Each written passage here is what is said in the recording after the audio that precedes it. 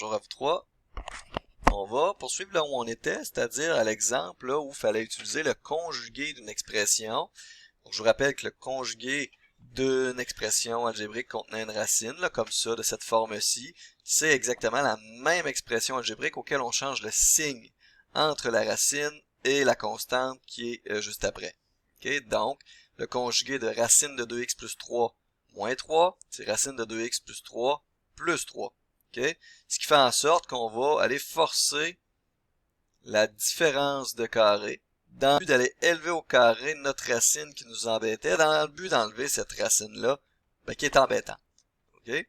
Parce qu'une racine, c'est ce qui est le plus embêtant à travailler avec en général, mathématiquement parlant. Donc, en l'enlevant, on simplifie la vie drôlement. Donc, je vais juste, comme je vous disais, on multiplie l'expression algébrique qui est ici dans la limite par un 1 stratégique, c'est-à-dire le conjugué de l'expression qui nous embête, divisé par ce même conjugué-là. Donc, ce rapport-là, c'est 1. Donc, on multiplie l'expression algébrique par 1. On ne change donc pas sa valeur. Mais ça va nous aider en utilisant stratégiquement ce 1-là, en multipliant en haut et en bas les numérateurs et les dénominateurs entre eux. Ça va alléger l'expression. Ça n'a peut-être pas l'air comme ça. Si je la réécris telle quelle, 6 moins 2x multiplié par la racine de 2x plus 3 plus 3. Donc la racine de 2x plus 3 plus 3. Le tout divisé par, puis là réécrivez pas 2x plus 3 sous la racine moins 3 multiplié par son conjugué. On sait qu'une expression multipliée par son conjugué va vous donner a au carré moins b au carré. Donc le premier au carré moins le deuxième au carré. Donc, le carré de racine de 2x plus 3, c'est 2x plus 3. C'est ça qui est beau là-dedans. C'est ça le but de la chose. 2x plus 3 moins b au carré. Mon b ici, c'est 3, donc moins 9. Ici, on va tenter de réévaluer cette expression-là à la limite qui nous intéresse, en x qui tend vers 3, pour voir si on obtient toujours une forme indéterminée. Bon, ici, on voit bien qu'on a moins 6. Puisque c'est 3 moins 9. OK, donc 6 moins 2x, donc 6 moins 6, 0. Donc en haut, on a 0, peu importe. Là, ce qu'on calcule à droite, on s'en fout. 0 fois quelque chose, ça fait 0. Divisé par 2x moins 6, donc 2 fois 3, 6 moins 6. On a encore une forme à déterminer. C'est normal, on n'a pas fait vraiment de travail algébrique, mis à part manipuler le dénominateur et le numérateur entre eux. Okay? Donc, on a pris 0 sur 0, puis on l'a multiplié par 1. Donc, c'est sûr que ça donne encore 0 sur 0. Donc, il faut continuer à faire un travail. Donc, ce qu'on a ici, c'est 2x plus 3 moins 9. Donc, on a 2x. Je vais juste le réécrire ici, là. 2x moins 6. En fait, je vais le réécrire au complet. Je m'étais prévu une ligne pour ça. Donc, 6 moins 2x multiplié par la racine de 2x plus 3, le tout divisé par, je vais écrire 2x moins 6, je vais l'écrire en gros, vous comprendrez pourquoi. Vous ne trouvez pas que 2x moins 6 ressemble drôlement à l'expression qui est ici à l'exception près que les signes sont inversés. Donc j'ai 6 moins 2x et au dénominateur, j'ai 2x moins 6. Donc vous savez que si vous prenez un des deux et que vous le multipliez par moins 1, si vous mettez un moins devant, ça change les signes des deux. Vous voyez? Hein, reprenez ce moins-là, distribué à l'intérieur, vous allez bien obtenir 2x moins 6. Mais là, la beauté de la chose, c'est que j'ai moins 2x plus 6 et moins 2x plus 6. J'ai la même chose en haut et en bas. Donc, on peut les simplifier. Et ça tombe bien, lorsque x tend vers 3, c'est ça qui nous embêtait, c'était ça qui donnait 0 et c'était ça qui donnait 0. Donc là, on obtient plus rien d'autre que la limite lorsque x tend vers 3. Faut pas que j'oublie mon moins ici, c'est important. De moins racine de 2x plus 3 et divisé par rien, ou divisé par 1, puisqu'on a enlevé tout le dénominateur en faisant cette simplification-là.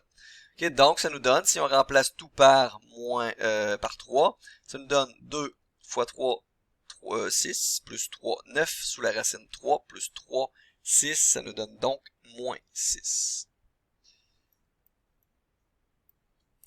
Donc le conjugué, souvent lorsque vous allez voir une racine plus ou moins une constante, la plupart du temps, si ça vous donne une forme indéterminée, bien sûr, essayez de faire le conjugué. La plupart du temps, ça va lever l'indétermination. Okay? Donc c'était aussi une stratégie à utiliser lorsqu'on avait une forme indéterminée de la forme 0 sur 0. C'est tout pour les formes indéterminées 0 sur 0. On achève honnêtement déjà les formes indéterminées. Il nous manque cette forme-là, qui est la plus simple à mon avis de toutes. Vous allez voir, c'est tout le temps la même méthode à utiliser. Il n'y aura pas 56 façons de faire. Il n'y en aura qu'une seule. Okay? Donc il faut faire attention, comme je vous l'ai mentionné dans le chapitre précédent, de ne pas présumer que infini divisé par infini, ça donne 1, pour la simple et bonne raison que l'infini qui est au numérateur n'est pas nécessairement égal à l'infini qui est au dénominateur.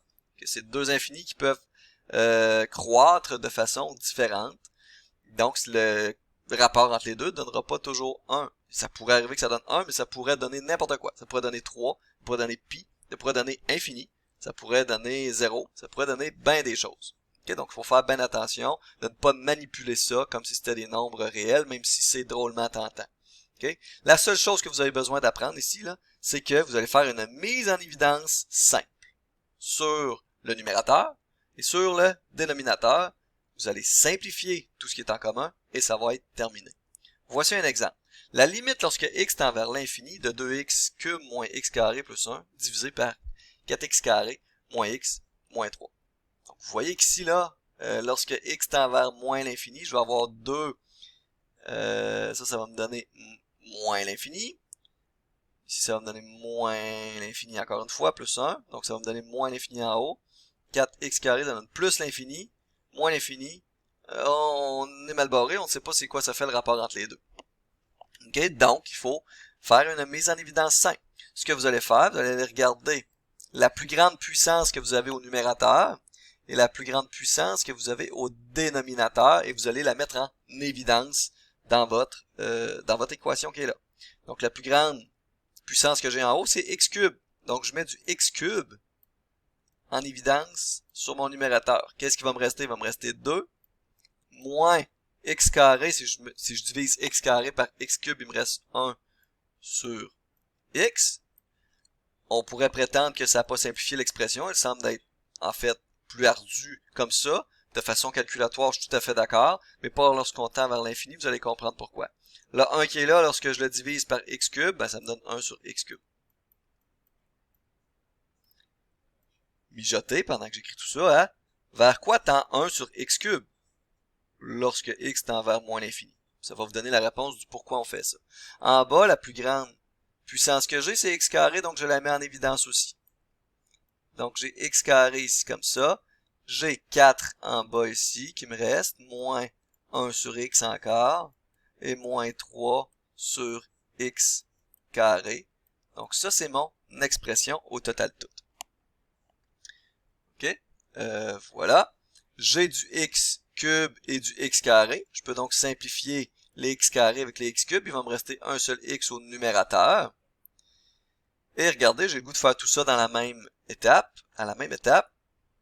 Lorsque x tend vers moins l'infini, 1 sur x tend vers quoi? 1 divisé par infini, ça tend vers 0. Donc ça tend vers 0. Et ça sera le cas pour chacune des expressions qu'on a divisées par du x. Ça tend vers 0. Ça tend vers 0. Ça tend vers 0 aussi. Qu'est-ce qu'il nous reste? Il nous reste x fois 2 divisé par 4.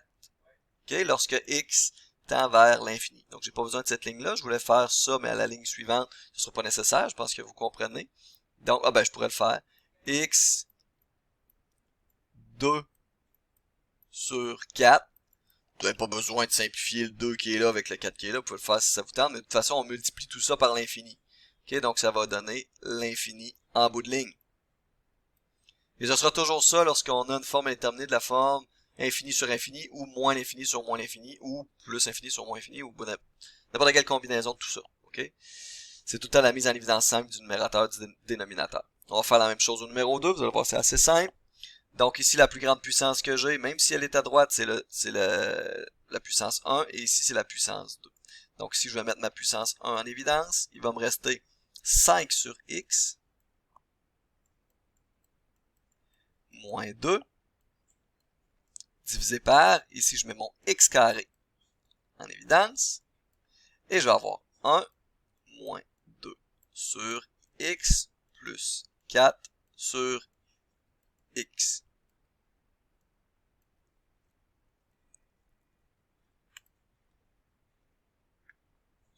OK? J'ai mon x qui est ici, qui se simplifie avec le x carré, qui est au dénominateur, donc il va me rester un x à la 1. 5 divisé par x, si x tend vers l'infini, cette expression-là tend vers 0.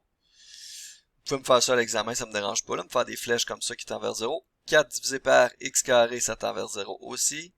Et moins 2 sur x aussi, lorsque x tend vers l'infini, ça tend vers 0. Donc, il nous reste quoi? Moi, j'ai peut-être mis un peu trop près ici, là. Il va nous rester la limite lorsque x tend vers l'infini de, je vais l'écrire ici, moins 2 sur x fois 1, c'est tout ce qui nous reste, et on tend vers l'infini. X tend vers l'infini, donc mon expression tend vers moins 2 sur l'infini, ça tend vers 0. 0 moins, si vous voulez l'écrire, c'est pas nécessaire. Quand on écrit notre réponse comme ça, on peut dire tend vers 0, c'est bien correct.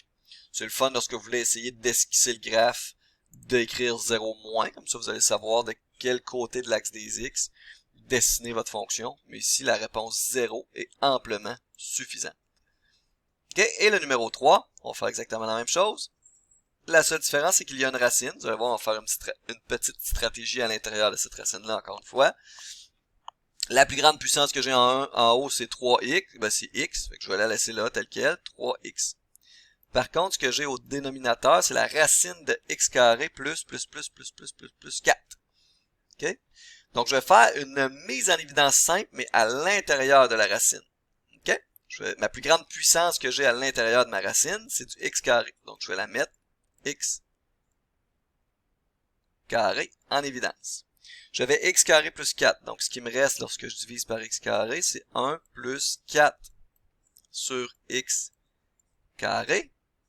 Et tout ça est sous une racine. J'espère que c'est clair. Là, mon dessin est plus ou moins.